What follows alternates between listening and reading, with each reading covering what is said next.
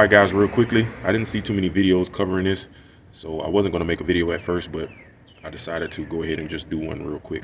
Alright, so what we're doing today is we have actually, as you can see, changed out the heatsink, ignition control module,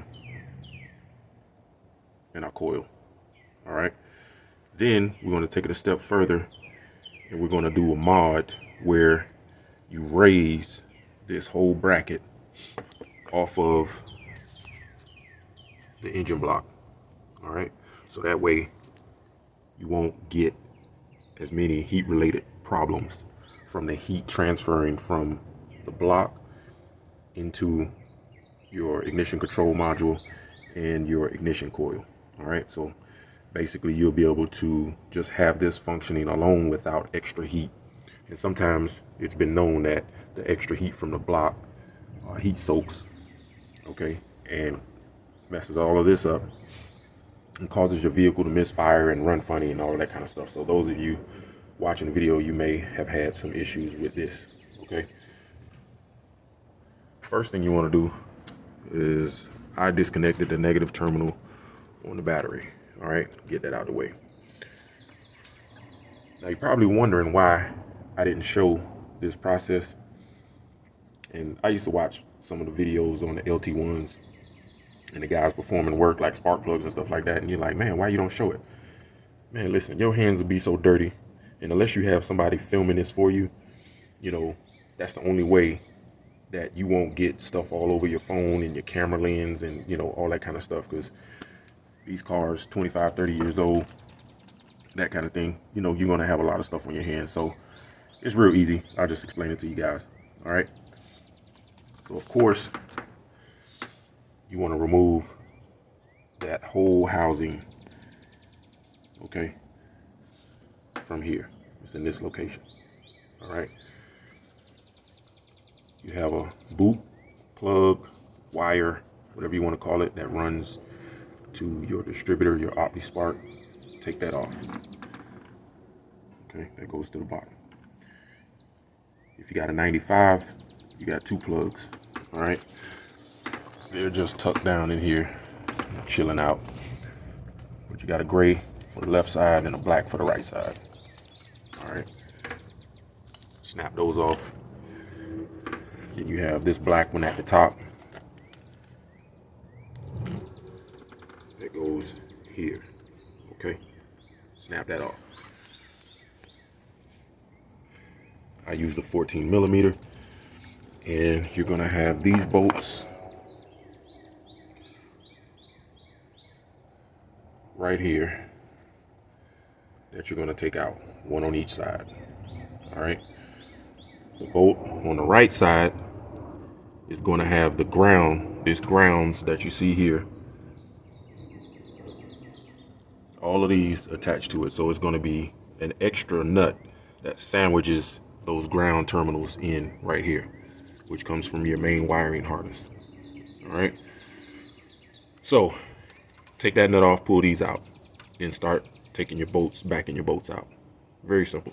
Okay, it gets a little bit difficult, not too much, because what a lot of people don't tell you is that when you pull this off, you have to either drill the rivets, not really rivets, but the way they have this attached on the one that comes from the factory is it's stamped in there. Okay, so you can either grind it off or get a drill bit and just drill it out. All right, so you can see I grinded mine off from the shininess on the bottom, and then I used a drill bit just to come and knock it off of there. All right, when I went back, I had a bunch of this stuff, tools and screws and stuff. You know, I keep all of that stuff laying around. I work on my cars, my motorcycles, stuff like that. So I had some extra screws for the bottom here. Okay, so the new coil slides in between these two metal plates right here, and they attach right there. So that sandwiches your coil in. That's pretty straightforward. All right, now The tricky part is here. So you have your ignition control module, heatsink, top metal bracket here, and then you have your bottom metal bracket there. Okay, the bottom metal bracket, you don't have to do anything to it. Okay, here is the most important step of this process. Now, as you can see, I got rid of my old heatsink. Nothing was wrong with it. I just didn't feel like cleaning it up. You know, it had a lot of crud and stuff on it, and I had ordered one a while back, so I just wanted to just drop it right in there. I didn't want to have to clean it and do all that kind of stuff, wait for it to dry out, and then, you know, that kind of thing. So, in between the ignition control module and your heatsink, you want to apply some thermal paste. All right, guys. Yep, you see it right. So a little amount of thermal paste is $27, about $28, $29 with tax. One tube. All right, but this is a pretty large tube. This is some of the best thermal paste that you can buy. Don't use dielectric grease. Don't use anti-seize. Get you some thermal paste. Do it right. You know what I mean? Go ahead and just pay for it. Maybe you get a smaller one. You don't have to get one this large. This is my first time doing it, so I didn't know what size thing I needed, so I got a bigger one. Okay. Now you want to take this, apply it in between the ignition control module and the heatsink. All right. Then the next step is you want to apply it between the back of the heatsink and this first bracket. Okay. You do not need to put anything between the last bracket and this bracket right here. All right. So just remember, when you pull off your old module, you'll see exactly what I'm talking about. That paste from my original module and heatsink was still on the back of those. All right. So only reapply where you see that white or gray looking paste at. Okay. And put a liberal amount on there. You know what I mean? Just go ahead and get it on there. Make sure it's covering the whole surface of those areas, because it's going to transfer a lot of heat through there. All right. So put it on real good. And then what I did was, instead of going back with the same screws, okay, that put our module and locked our module down to the bracket behind the heatsink, I just drilled mine out, and then I used a little bit bigger screws, lock washer on each side, all right, and then a nut on top, and then of course a Loctite. I put Loctite on everything. Do you need it? Not with lock washers? No, not really, but just went ahead and went the extra step. All right, guys. So now when you do it that way, and you don't reuse the screws you had here from the factory, you're gonna stick out on the back here. Okay. Now that doesn't matter, because remember, I am raising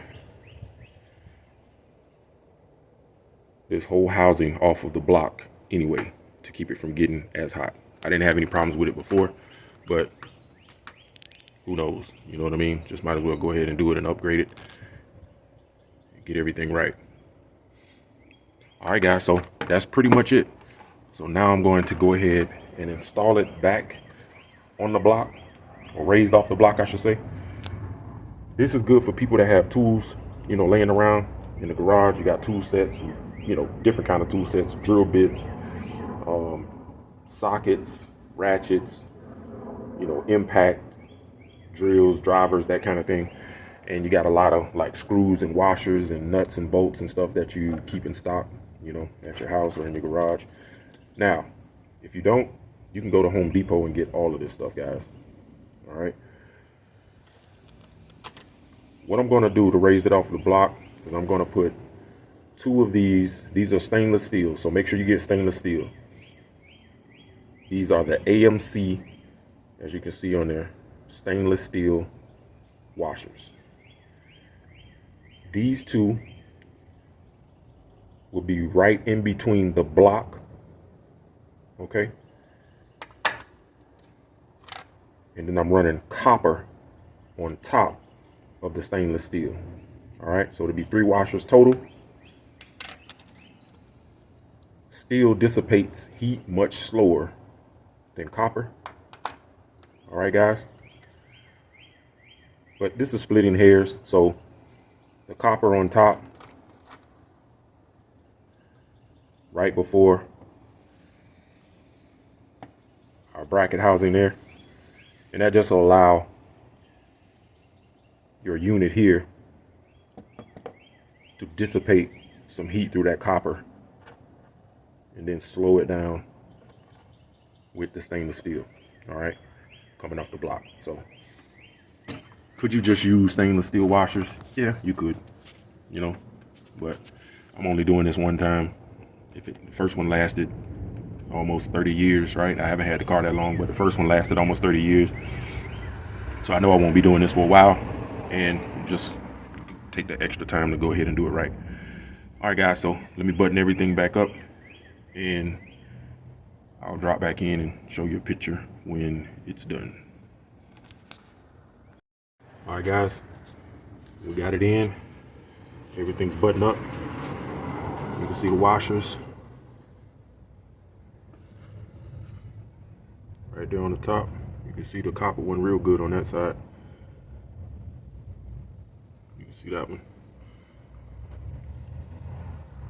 All right, guys, make sure you use dielectric grease on your boot. All right. It's tucked down in there at the bottom. Don't know if you can see it.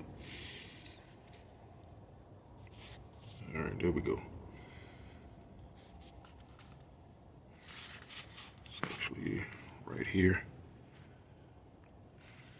Make sure your wiring harnesses, everything's plugged in tight. All right. Sometimes it acts like it doesn't want to go on there. All right, even the one on the top. Just got to work it in. Don't break your connectors or your connection in there. All right.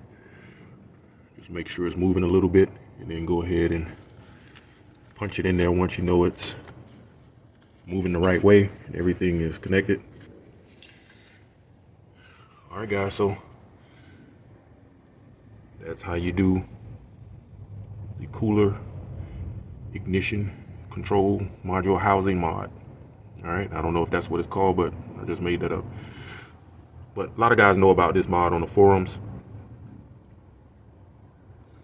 Got it all good and in there, everything's tight. Got our grounds. Make sure you put your grounds back, tighten those. So we'll take it for a test ride as soon as I get the battery terminal connected. All right, guys.